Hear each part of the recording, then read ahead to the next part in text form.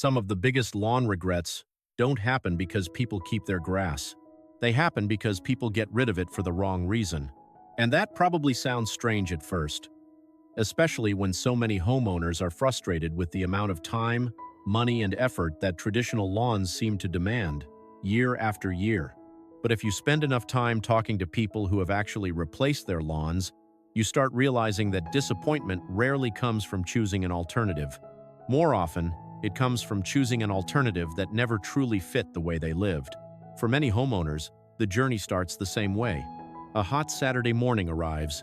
The grass needs cutting again. The weather forecast shows another dry week ahead. And the thought of spending hours maintaining a lawn that will need the exact same attention a few days later begins to feel less reasonable than it once did. Maybe 20 years ago, mowing felt productive. Maybe it even felt relaxing.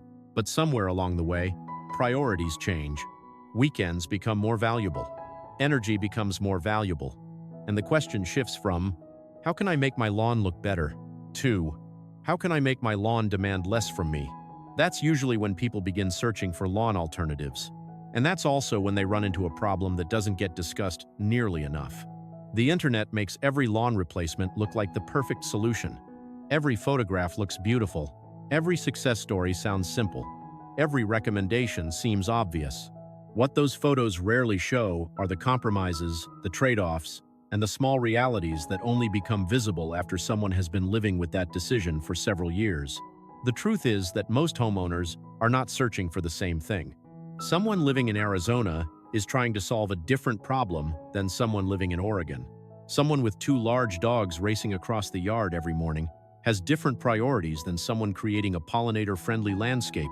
Someone living under strict HOA rules has a very different set of concerns than a homeowner with several acres in the countryside. Yet many people approach lawn alternatives as if there is one perfect answer for everyone, which is often where disappointment begins. If you spend time reading comments from homeowners who have actually made these changes, you'll notice that very few of them are arguing about flowers. They're talking about water bills. They're talking about climate. They're talking about grandchildren running barefoot through the yard. They're talking about dogs digging holes. They're talking about neighbors. They're talking about HOA rules.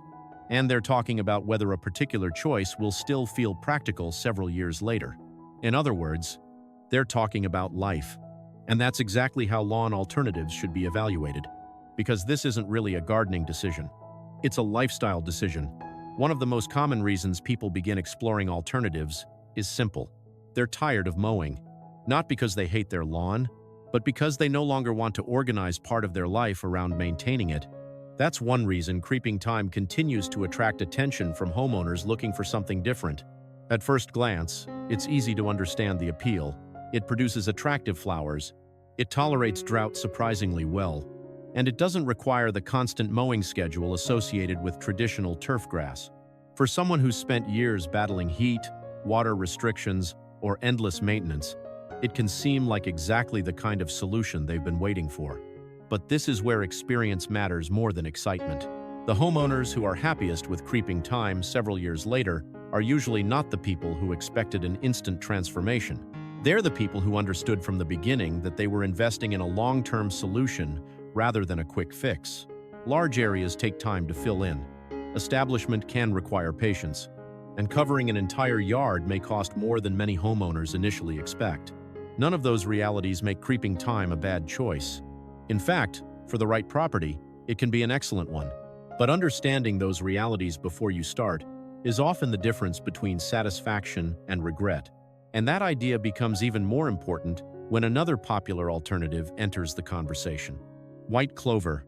Clover has developed something of a reputation for dividing opinions, largely because it solves certain problems extremely well while creating concerns that matter to specific homeowners.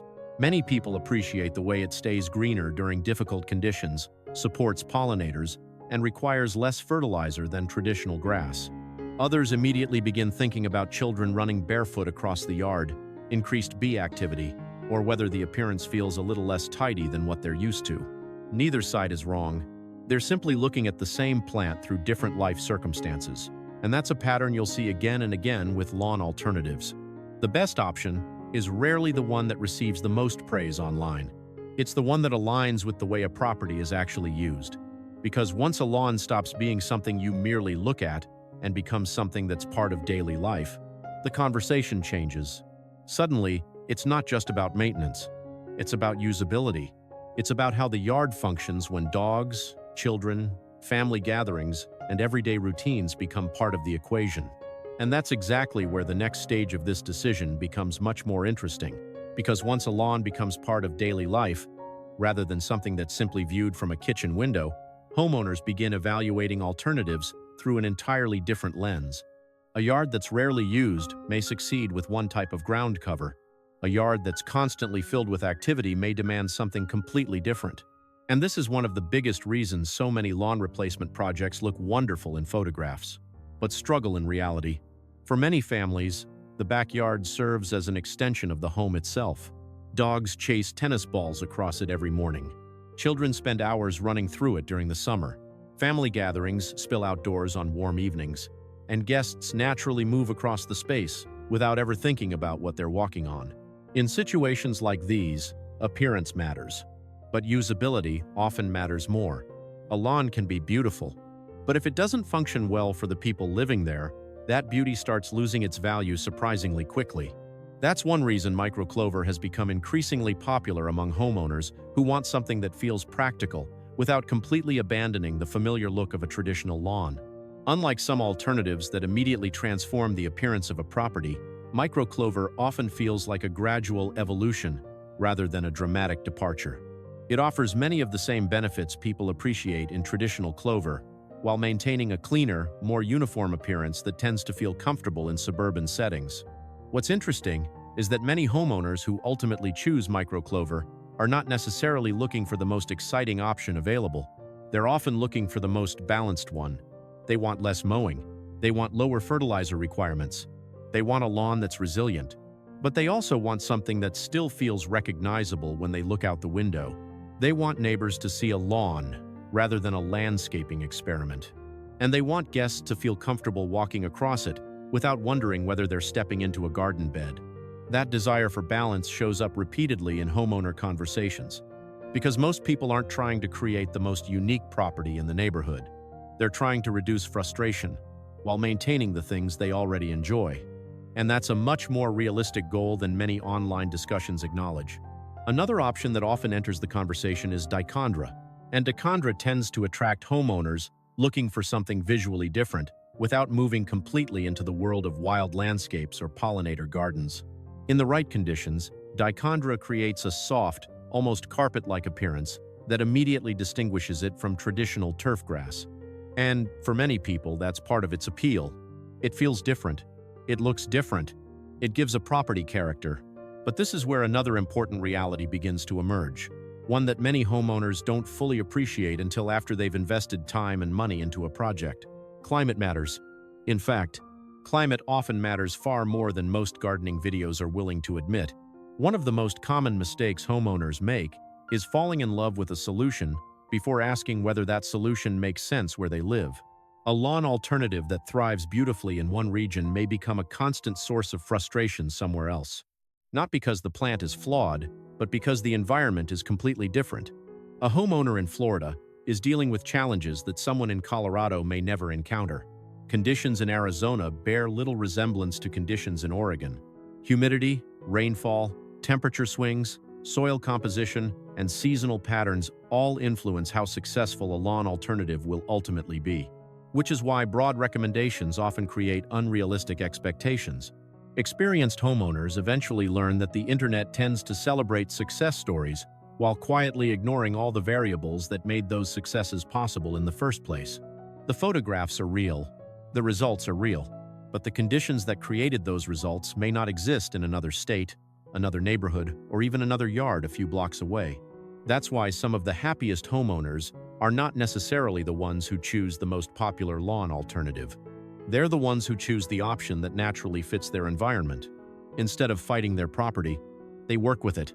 Instead of forcing a trend into a climate where it struggles, they pay attention to what the landscape is already telling them. And that mindset doesn't just reduce maintenance. It often reduces disappointment as well.